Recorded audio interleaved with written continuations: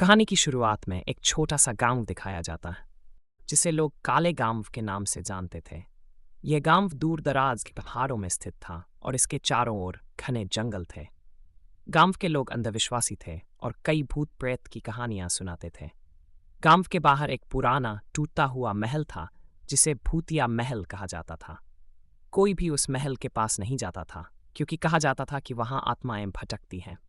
रात के समय गांव में एक सन्नाटा पसरा रहता था।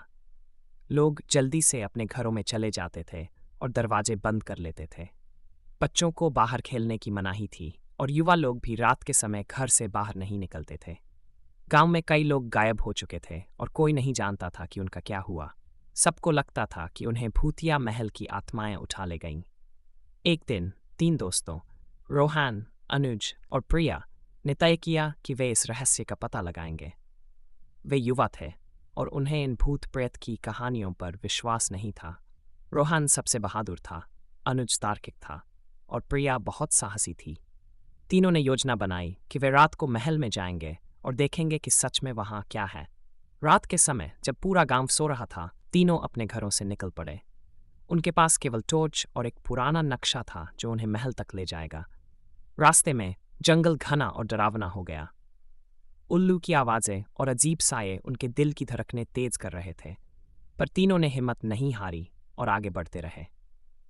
कुछ घंटों की पैदल यात्रा के बाद वे भूतिया महल के पास पहुंच गए। महल अब भी वैसा ही खंडहर था जैसा लोगों ने बताया था। उसकी टूटी फूटी दीवारें और काई से ढकी छतें उसे और भी डरावना बना रही थीं। महल का दरवाजा अजीब ढंग से खुला हुआ था, जैसे कोई उनका इंतजार कर रहा हो। रोहन ने सबसे पहले कदम अंदर रखा। अनुज और प्रिया उसके पीछे पीछे चलने लगे। अंदर का माहौल बेहद ठंडा और घना था।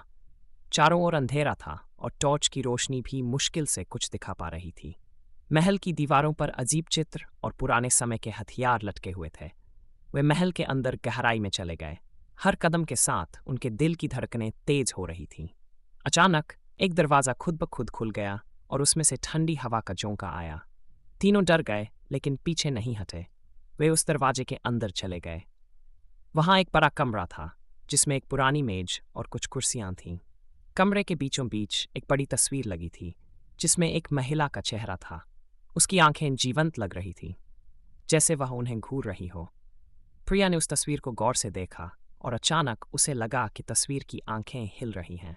उसने अपने दोस्तों को ये बताया, पर रोहन और अनुज ने इसे उसकी कल्पना समझकर नजरअंदाज कर दिया। वे कमरे की तलाशी लेने लगे। तभी एक जोरदार आवाज हुई और कमरे की बत्तियां बुझ गई। चारों ओर अंधेरा छा गया। तीनों ने एक दूसरे को पुकारा लेकिन किसी की आवाज नहीं आई। अचानक अनुज को महसूस हुआ कि कोई उसके पीछे खड़ा है। उसने मुड़कर देखा लेकिन कोई नहीं था, पर उसकी सांसें तेजी से चलने लगी और उसे लगा कि कोई उसका पीछा कर रहा है। उसने भागने की कोशिश की लेकिन उसके पैर मानो जमीन में धंस गए हों। प्रिया ने महसूस किया कि उसके आसपास की हवा भारी हो रही है। उसे लगा कि किसी ने उसका हाथ पकड़ा है और उसे खींचने की कोशिश कर रहा है। उसने जोर से चिल्लाया लेकिन उसकी आवाज भी गुम हो गई। तभी उसे एक धुंधली परछाई दिखी जो धीरे धीरे उसकी तरफ बढ़ रही थी। रोहन ने अपने दोस्तों की पुकार सुनी और वह उनकी तरफ भागा। उसने टॉर्च की रोशनी में देखा कि अनुज और प्रिया दोनों डर के मारे जड़ हो गए थे। उसने उन्हें हिम्मत दिलाई और तीनों ने मिलकर उस परछाई का सामना किया। परछाई धीरे धीरे साफ होने लगी और उसमें से वही महिला निकली जिसकी तस्वीर कमरे में लगी थी। महिला ने धीरे धीरे अपनी कहानी बताई। वह एक राजकुमारी थी जिसे महल में बंद कर दिया गया था। उसके प्रेमी को धोखा देकर मार दिया गया था और उसे भी जिंदा दीवार में चुनवा दिया गया था। उसकी आत्मा अब भी उस महल में भटक रही थी, अपने प्रेमी की आत्मा की खोज में। उसने रोहन, अनुज और प्रिया से मदद मांगी कि वे उसके प्रेमी की आत्मा को ढूंढकर उसे मुक्त करें।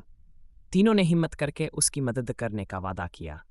उन्होंने महल के हर कोने की तलाशी ली और आखिरकार एक पुराने तहखाने में उसके प्रेमी की आत्मा को ढूंढ निकाला। राजकुमारी की आत्मा ने उन्हें धन्यवाद दिया और फिर दोनों आत्माएं मुक्त होकर एक साथ स्वर्ग को चली गईं। महल का भूतिया रहस्य सुलझ गया और गांव के लोगों को सच्चाई पता चली। रोहन, अनुज और प्रिया गांव के हीरो बन गए। महल अब भी खड़ा था, लेकिन अब वह डरावना नहीं रहा। गांव के लोग अब वहां जाकर पूजा करते थे और उसे एक पवित्र स्थान मानते थे। इस तरह तीन दोस्तों की बहादुरी और साहस ने एक पुरानी आत्मा को मुक्त किया और गांव में शांति और खुशहाली लाई। और कहानी समाप्त.